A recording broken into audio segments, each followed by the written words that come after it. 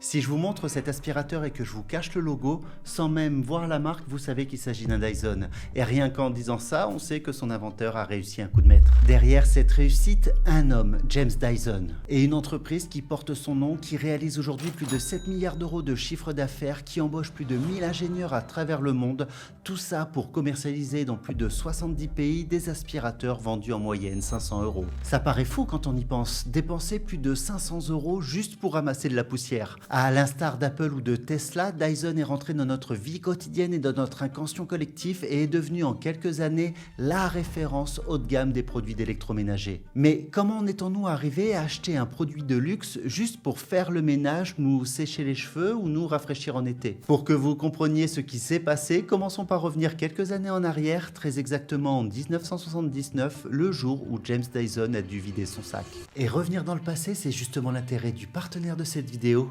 MyHeritage. Avec plus de 90 millions d'utilisateurs dans le monde, MyHeritage est une référence incontournable pour explorer vos origines et plonger dans votre histoire familiale. Mais comment ça fonctionne? C'est super simple, vous allez voir. Lorsque j'ai créé mon compte, j'ai commencé par renseigner mes informations personnelles, celles de mes parents et de mes grands-parents. Et ensuite, l'algorithme de MyHeritage a recoupé mes données avec celles des millions d'utilisateurs et des 20 milliards de documents historiques disponibles sur la plateforme. MyHeritage m'a ensuite proposé des correspondances pour m'aider et petit à petit, j'ai reconstitué les branches de mon arbre généalogique. Et vous savez quoi? Très facilement, je suis remonté jusqu'en 1605, c'est-à-dire près de 400 ans en arrière, et j'ai retrouvé plus de 200 membres de ma famille en remontant sur 12 générations. Grâce à MyHeritage, j'ai par exemple retrouvé l'acte de mariage de mon arrière-arrière-arrière-grand-père et en le lisant, j'ai appris qu'il était tailleur de vêtements. Et en fin de compte, toute une partie de ma famille travaillait dans le vêtement. Découvrir le métier de ses ancêtres, c'est déjà bien, mais il y a encore plus fou. MyHeritage m'a même proposé une photo de mon arrière-arrière-grand-père. Au départ, elle était un peu floue, mais grâce aux outils puissants d'amélioration des images, j'ai pu accentuer la netteté, colorer la photo et même animer le visage. Et l'air de rien, ça fait quand même son petit effet de voir un ancêtre vous sourire. Enfin, MyHeritage offre aussi des statistiques sur votre famille, comme les lieux de naissance les plus courants ou les signes astrologiques dominants, et pour un peu de suspense, vous pouvez même découvrir l'espérance de vie moyenne de votre lignée. Et j'ai eu de la chance car chez moi, les hommes vivent plus longtemps, ce qui est rare. Et comme on est en hiver, imaginez-vous au coin du feu, une boisson chaude à la main, en train de voyager dans le temps depuis chez vous. Et bien justement pour que vous puissiez vous faire votre propre idée, MyHeritage vous offre la possibilité de tester l'ensemble des fonctionnalités gratuitement pendant 14 jours. Alors profitez-en dès maintenant, le lien est en description. Essayez MyHeritage et laissez-vous surprendre par tout ce que vous pourriez découvrir. Mais attention, je préfère vous prévenir, c'est super addictif. Et en parlant d'addiction, revenons à celle qui a obsédé James Dyson en 1979 et qui a créé une légende, son aspirateur. Donc alors qu'il passe l'aspirateur dans sa maison, il y a quelque chose d'anormal qui se produit. Il sent une horrible odeur de poussière et de poils de chien et le principal problème c'est surtout que son aspirateur n'arrive plus du tout à aspirer. Cocasse pour un objet qui est censé attraper la poussière et c'est encore plus embêtant quand on a de la moquette. Et Dieu sait à quel point les Anglais aiment la moquette. Alors James Dyson a voulu savoir d'où venait le problème et pourquoi cet aspirateur n'aspirait pas correctement. Il ouvre le capot et le coupable apparaît juste devant ses yeux. Le sac. À la base, le sac d'un aspirateur, il est censé attraper la poussière et laisser l'air passer. Mais là, c'est pas du tout ce qui se passe. C'est même tout le contraire. Son sac se bouche avec la poussière, l'air est bloqué et on perd donc l'effet de succion. Tout ce mécanisme, d'habitude, vous ne le voyez pas. Et James Dyson non plus, il ne le voyait pas à l'époque. Sinon, il n'aurait pas eu besoin d'ouvrir son aspirateur. Et ça explique sûrement pourquoi des années plus tard, le bac transparent sans sac soit devenu sa marque de fabrique. Ce bac transparent, il laisse entrevoir le système et ça permet aussi d'observer toute la saleté qu'on aspire. Ça a un côté satisfaisant et ça fait appel à notre âme d'enfant avec le petit cyclone qui tournoie. Et on pourrait même ajouter que ça a un effet psychologique. Vous n'avez pas l'impression que votre aspirateur aspire mieux en voyant ce tourbillon de poussière? En tout cas, c'est devenu l'une des clés de la stratégie de la marque Dyson qu'on connaît aujourd'hui. Mais soyez patient, je vous le détaille un peu plus tard. En attendant, revenons à notre sac en papier, celui qui obsède James Dyson. Le retirer ne suffit pas pour que tout fonctionne, ce serait trop simple. Il faut repenser entièrement le système d'aspiration. Et donc, une fois le problème pris la main dans le sac, en bon ingénieur, James Dyson a cherché une solution. Et rapidement, il fait le parallèle avec une technologie intéressante, les cyclones qui se trouvent dans les scieries. Oui, ces énormes trucs, vous en avez peut-être déjà vu ou pas et dans les faits, ils servent à collecter la poussière de bois et d'autres particules plus légères. Et ces cyclones, ça fonctionne grâce à la force centrifuge. Mais au fait, c'est quoi la force centrifuge? Sans rentrer dans des détails compliqués, c'est une force qui pousse un objet en mouvement circulaire vers l'extérieur. En gros, l'idée de l'aspirateur selon Dyson, c'est d'aspirer de l'air qui tourne en spirale ultra vite comme une tornade et les poussières aspirées sont poussées vers les parois. Et quand on arrête d'utiliser l'aspirateur, les poussières retombent au fond du bac. Donc plus besoin de filtres qui dans le temps se bouchent et du coup l'aspiration reste constante. Et à partir de là, adieu les sacs en papier et bonjour les économies. Et justement en parlant d'économie, vous qui regardez cette vidéo, si vous avez encore un aspirateur ancienne génération, notez dans votre tête là maintenant combien vous seriez prêt à payer pour ne plus avoir à acheter de sacs, à les changer et à les jeter. Gardez le chiffre en tête et on en reparle dans 5 minutes. Pour James Dyson, lui, il était prêt à payer bien plus cher lorsqu'il a pensé à ce système de cyclone. Un système qu'il connaît d'ailleurs très bien puisqu'il en a construit un quelques années plus tôt pour son usine de brouettes. Oui, bien avant les aspirateurs, James Dyson avait créé une brouette révolutionnaire qui ne s'enfonce pas dans la boue, la Ball Burrow. Mais ça, c'est une autre histoire qui se révélera toutefois importante dans l'évolution des aspirateurs Dyson. Vous le verrez un peu plus tard. Bref, en pensant à ce cyclone géant de 10 mètres, James Dyson se dit « Bah tiens, un cyclone miniature dans mon aspirateur, ça pourrait peut-être régler mon problème de sac. » Et aussitôt dit, aussitôt fait, il n'attend pas pour tester son idée. Il entame alors son premier prototype en carton, littéralement. Il fabrique un cyclone miniature en carton, il attache à son aspirateur et effectivement, ça attrape bien la poussière. Mais comme vous pouvez l'imaginer, pour le moment, l'aspirateur n'est pas vertical. C'est quelque chose qu'il développera bien plus tard lorsqu'il se rendra compte que c'est bien plus ergonomique. Et pas que. Et si vous regardez tous les produits qu'il a inventés, James Dyson a toujours profité des innovations technologiques pour repenser le design. Ça sera un marqueur de différenciation important qui sera d'ailleurs copié par beaucoup de ses concurrents. Et si vous regardez bien aujourd'hui, la majorité des aspirateurs sont verticaux et ça on peut dire que c'est en partie grâce à Dyson. À tel point qu'à l'époque de sa sortie, moi je me rappelle j'appelais tous les aspirateurs verticaux des Dyson. Pas vous? Bref, une fois le prototype réalisé, c'est un peu l'excitation pour James Dyson parce qu'il se dit qu'il a trouvé un nouveau système innovant et performant. Enfin, performant ou presque parce qu'il y a un problème. Le premier cyclone qu'il a fabriqué ne lui permet pas d'aspirer la poussière très fine et en plus les poils de chien attrapés par l'aspirateur s'échappent de l'autre côté avec l'air qui sort. Bon, c'était pas l'effet escompté, il va falloir améliorer le système.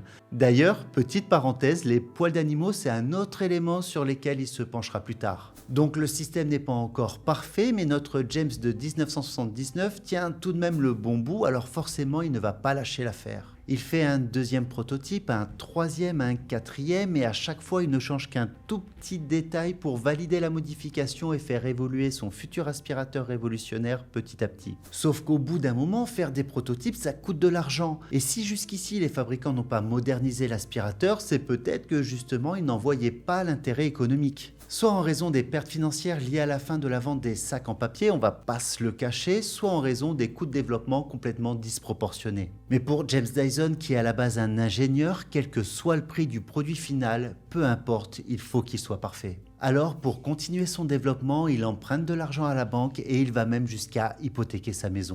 Le mec, il s'endette, il met en danger sa famille alors qu'il n'a aucunement le projet concret de créer sa marque. À l'époque, il veut juste inventer et créer une technologie qui tient la route. Et donc, il continue de jouer avec les risques et comme il le dit, il faut aimer vivre au bord du gouffre. Mais on peut quand même se demander pourquoi James Dyson est aussi déterminé. Pourquoi il se met en danger pour une invention qui pourrait plus tard ne rien donner. Peut-être qu'au fond de lui, il a toujours su qu'il avait un avenir dans le domaine de l'invention avec l'envie de révolutionner le monde, peut-être, mais c'est sûrement un événement plus personnel qui a façonné son esprit de combattant. La perte de son père alors qu'il était enfant à l'âge de 9 ans. Et sans père pour le guider, l'aider, lui apprendre la vie, le petit James s'est mis en tête qu'il va falloir se donner des coups de pied aux fesses pour avancer. Ça, c'est plutôt une bonne philosophie, alors déterminé, il croit fort en son projet et il enchaîne les prototypes. Il veut créer l'aspirateur qui ne perdra pas en aspiration. Verdict, au final, il y arrive et il fait faillite. Oui, après 5 ans, 5127 essais en 1983, James Dyson crée enfin le G-Force, le premier aspirateur Dyson abouti. Mais la société qu'il avait créée entre-temps pour l'occasion n'a plus d'argent pour commercialiser le produit et elle doit déposer le bilan. Si proche du but, sans un sou, il ne lui reste que le brevet de ce nouvel aspirateur. Et ce G-Force, c'est celui-ci. Regardez-moi cette antiquité. Il s'agit donc du premier aspirateur vertical de James Dyson. Et pourquoi vertical, me diriez-vous ? Simplement parce que l'implantation des cyclones y est bien plus facile que dans un aspirateur traîneau. Et comparé à un aspirateur classique, son design est aussi beaucoup plus attrayant. Il est coloré et on dirait même un produit futuriste. Aujourd'hui, ça semble évident que le design est un élément important d'une stratégie premium. Quand on voit ce que fait par exemple Apple ou De Vialet, ça tombe sous le sens. Mais à l'époque, ça n'était pas si répandu. Et Dyson, avec son esprit visionnaire, est l'un des précurseurs qui a associé design et luxe dans la tech. Et mine de rien, on est souvent prêt à payer bien plus cher pour un objet qui nous différencie. Petite parenthèse, vous savez où est cet aspirateur aujourd'hui ? Dans un musée à Londres. Ça prouve qu'il a quand même marqué l'histoire. Mais maintenant que James Dyson a finalisé son super produit, il se retrouve malheureusement sans argent. Alors comment le fabriquer et le vendre cet aspirateur ? La solution, comme dans Qui veut être mon associé, il doit trouver des investisseurs pour l'accompagner. Et ça va être sa deuxième bataille. Pour commencer, comme il est anglais, il tente d'en dénicher un sur le marché britannique, mais ça ne sera pas si simple. Beaucoup de portes se ferment car de nombreux constructeurs font leur beurre avec les sacs en papier. La fameuse théorie du revenu récurrent. Alors forcément, en se pointant avec un aspirateur sans sac, c'est un peu comme si une tornade venait secouer le marché. Mais s'il ne peut pas passer par la porte, il essaiera par la fenêtre. Et James Dyson décide alors d'investiguer le territoire du Japon et c'est ici en 1986 que le G-Force sera commercialisé pour la première fois. Et le prix n'est pas des moindres, plus de 2000 $. Plus de 10 fois le prix d'un produit classique. C'est donc clairement un produit de niche et de riche. Et pourtant, il rencontre un franc succès dans le pays du soleil levant au point de remporter le prix du Salon international du design. Par contre, ce n'est pas James Dyson qui encaisse les bénéfices. La marque Dyson n'existait même pas encore. En fait, l'aspirateur est vendu sous licence par un fabricant japonais du nom de Apex. Mais alors, comment est-on passé d'un aspirateur sous licence commercialisé uniquement au Japon à sa propre marque déployée à l'échelle mondiale ? Pour ça, il faut un peu avancer dans le temps, plus de 6 ans. Donc des années après la commercialisation au Japon, grâce au succès des ventes de ce premier aspirateur et aux royalties qu'il a touchés, James Dyson va créer sa propre entreprise, la société Dyson en 1991, puis il ouvre son propre centre de recherche et son usine un an plus tard. Et il va alors se mettre à développer un aspirateur plus puissant qui attrape des particules encore plus fines et ce premier aspirateur Dyson est officiellement né en 1993 et il s'appellera le DC One. Pourquoi DC ? Simplement parce que cela fait référence aux initiales du système utilisé, le Dual Cyclone. Et pour le One, je pense que j'ai pas besoin de vous l'expliquer. Et quand on les compare entre le G-Force de 86 et le DC One de 93, il y a quand même une belle évolution. Et j'irais même jusqu'à dire qu'il est plutôt pas mal pour un premier aspirateur de la marque, vous trouvez pas ? Et il y a une raison. C'est qu'en plus d'être un ingénieur, James Dyson a fait des études en école d'art et a donc l'âme d'un artiste pour designer les produits. Et pour en revenir à son premier aspirateur, à l'époque le DC One coûtait 250 €.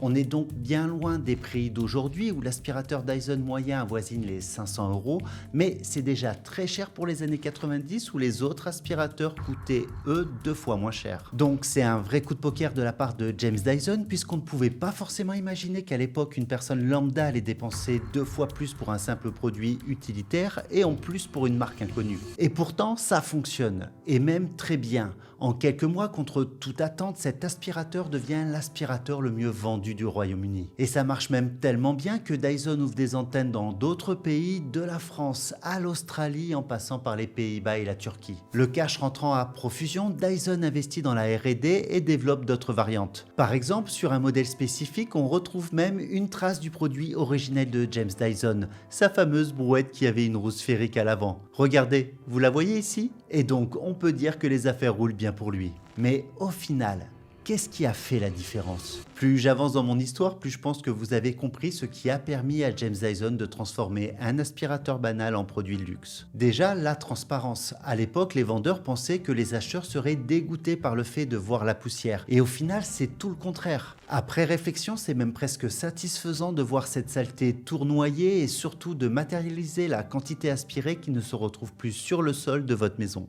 On va pas se mentir, le sans sac a aussi son importance.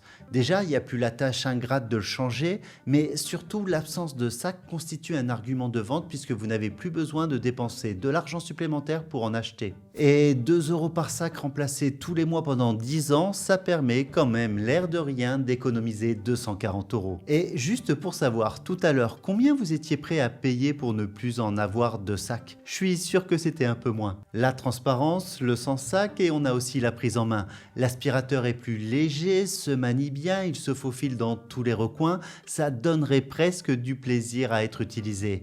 Et avec le temps, le côté sans fil et la miniaturisation des moteurs, ils sont aussi pour quelque chose. Et n'oublions pas le design. Quand vous achetez un Dyson, vous avez des produits colorés et jolis, même si ça reste subjectif. En tout cas, ça devient presque un objet de décoration et certainement de reconnaissance sociale. Vous ne rangez plus votre aspirateur dans une armoire bien cachée, mais au contraire, vous le mettez sur un support bien posé et exposé aux yeux de tous. Tout ça, je vous l'ai expliqué au cours de la vidéo, mais il y a encore plein d'autres choses qui ont permis à Dyson d'être la marque qu'elle est devenue. Par exemple, les produits modulaires. Il existe une multitude de brosses compatibles avec les aspirateurs Dyson, qu'elles soient officielles ou non, et l'air de rien, ça vous donne l'impression que le surcoût payé est justifié car votre aspirateur devient un objet multitâche qui s'adapte au sol, au tapis, aux différents recoins, à votre literie, à votre canapé, à votre voiture et même, plus surprenant, à vos animaux de compagnie. Oui, aujourd'hui tout est aspirable à souhait. Et il ne faut pas oublier la dimension magique que produit son son. Est-ce que vous avez déjà entendu le bruit émis par les appareils de la marque?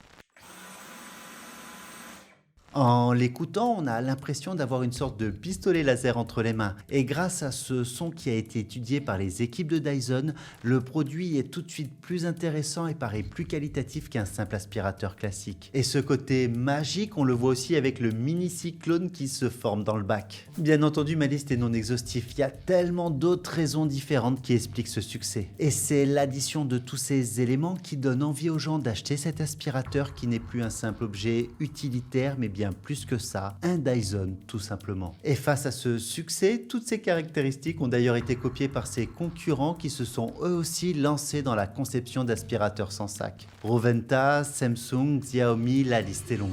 Et pourtant, ça n'a pas fait peur à l'entreprise et cette concurrence n'a même pas fait baisser les prix. Bien au contraire. Je vous parlais avant d'un tarif de 500 euros en moyenne, ce qui est déjà beaucoup. Dyson va toujours plus loin en proposant un nouveau produit bien plus cher. Et il est sorti en 2023 au prix de 999 euros, le Gen 5 Detect. Mais pourquoi dépenser autant pour un simple appareil d'entretien? Qu'est-ce qu'il a encore de plus que les autres aspirateurs Dyson déjà bien meilleurs que leurs concurrents? Pour commencer, Dyson le présente comme l'aspirateur balai le plus puissant jamais conçu, au point qu'il aspire même jusqu'au virus. Donc là, on a un argument qui touche à la dimension santé et c'est super important dans cette période post-Covid où on est davantage précautionneux sur ce sujet. Après, il a plein de spécificités. Il a la plus grande autonomie de la gamme, jusqu'à 70 minutes. Il indique quand le sol est propre par le biais d'un écran et son moteur tourne 9 fois plus vite qu'un moteur de Formule 1. Ici, on retrouve tout le côté magique des informations techniques qui en mettent plein la vue. C'est comme si je vous disais que vous pouviez acheter la Rolls des aspirateurs pour moins de 1000 euros. C'est cadeau. Et enfin, il y a un marketing assez costaud derrière pour nous vanter tous les mérites de ces technologies.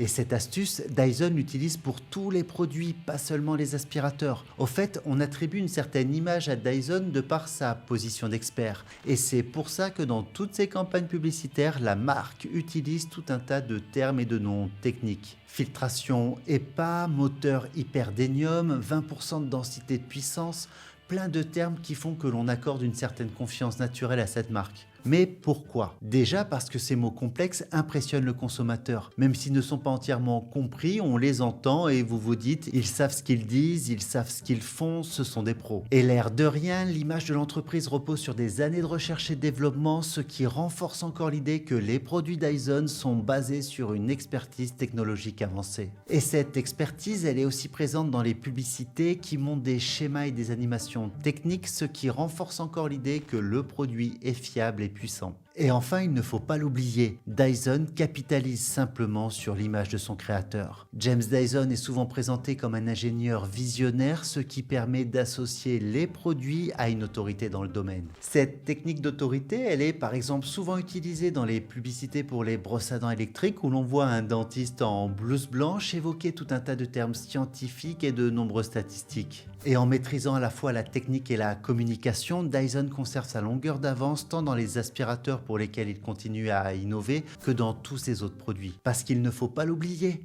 oui, aujourd'hui Dyson c'est bien plus que des aspirateurs. Vous avez le sèche-main ultra puissant que vous entendez en sortant des toilettes d'un restaurant, mais vous avez aussi le sèche-cheveux, enfin quand vous avez des cheveux, le purificateur d'air, la lampe et même un casque audio, celui-ci. Et là on se demande qui entre Dyson et Apple a inspiré l'autre. Déjà vu le design ressemblant, mais aussi quand on voit le prix. Au final, en additionnant un savoir-faire technologique, un design destructeur et reconnaissable et une communication maîtrisée, Dyson a réussi à réitérer son coup de maître à plusieurs reprises. Sauf qu'il n'y a pas toujours toutes les affaires qui roulent. Comme la voiture Dyson par exemple. Pour vous expliquer, après avoir vendu du vent pendant des années, James Dyson se lance dans le défi d'innover dans le secteur de l'automobile. En 2017, il se met en tête de rivaliser avec Tesla en créant sa propre marque de voiture Digital Motors et un modèle de voiture électrique unique, la Dyson N526. Et comme à son habitude, la marque voit les choses en grand avec un véhicule 7 places, 1000 km d'autonomie, 540 chevaux au prix de 170 000 euros. Bien plus cher qu'une Tesla Model 3 qui était présentée à la même époque pour un prix avoisinant les 40 000 euros. Et cette fois, tout ne s'est pas passé aussi bien que son projet d'aspirateur. Il n'y a pas eu plus de 5000 prototypes, bien évidemment,